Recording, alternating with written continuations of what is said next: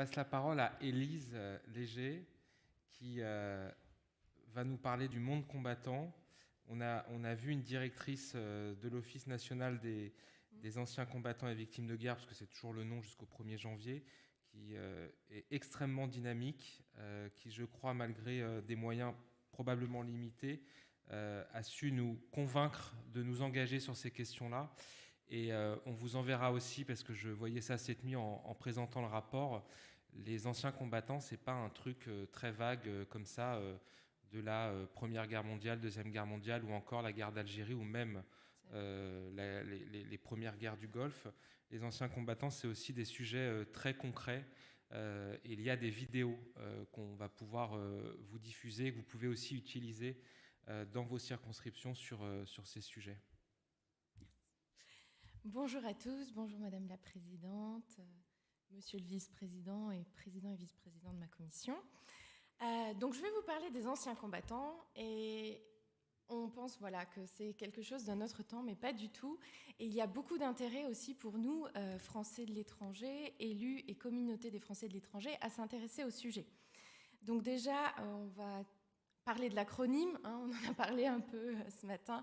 L'ONAC-VG, c'est l'Office national des anciens combattants et des victimes de guerre. Donc comme vous pouvez voir, je ne vais pas rentrer dans les détails, il y a une véritable organisation, un budget, et on va voir rapidement à quoi ça sert. Alors, qui sont les fameux ressortissants de l'ONAC-VG? Alors, c'est beaucoup de personnes, ce sont les combattants eux-mêmes, mais ça peut être aussi des membres de leur famille. Donc c'est aussi important que vous sachiez ça lorsque vous avez peut-être des familles d'anciens combattants dans vos circonscriptions et qui s'approchent de vous, les pupilles de la nation, etc., les victimes d'actes du terrorisme aussi, ça c'est assez récent. Et donc ils sont plus de 2 millions. Je voulais vous parler des missions actuelles de l'ONAC-VG, donc la reconnaissance et la réparation. Évidemment, la solidarité, je vais faire un point un petit peu précis là-dessus, et la mémoire, le devoir de mémoire. Continuer de se rappeler de ceux qui se sont sacrifiés pour nous au cours des dernières années aussi. Alors, la solidarité, elle a un budget de 25 millions d'euros par an, donc c'est bon à savoir. Et sachez que donc c'est un budget qui est totalement séparé des CCPAS. Je tiens à le préciser, donc c'est un complément. Comme notre président de commission l'a abordé, il y a une modernisation qui s'est amorcée et vous pouvez faire vos demandes de carte de combattant ainsi que d'aide sociale de l'ONAC-VG en ligne. Ça aussi, très important à notifier à nos Français de l'étranger qui n'ont pas forcément l'accès à une poste fiable, surtout en ce moment de crise.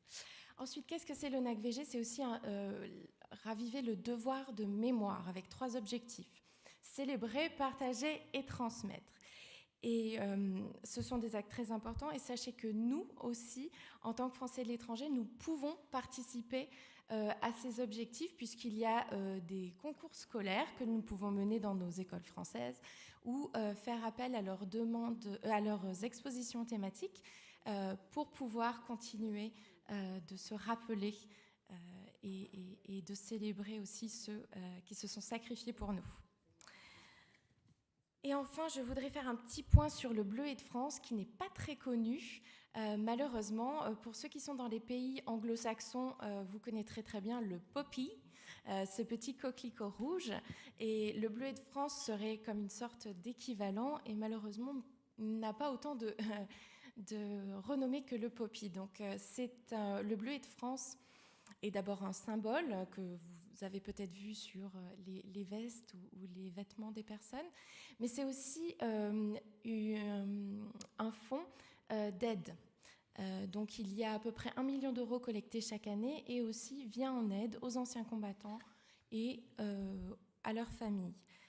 Donc n'hésitez pas à aller sur leur site, vous pouvez directement commander des bleuets pour vos cérémonies, les distribuer ou organiser vous-même des collectes.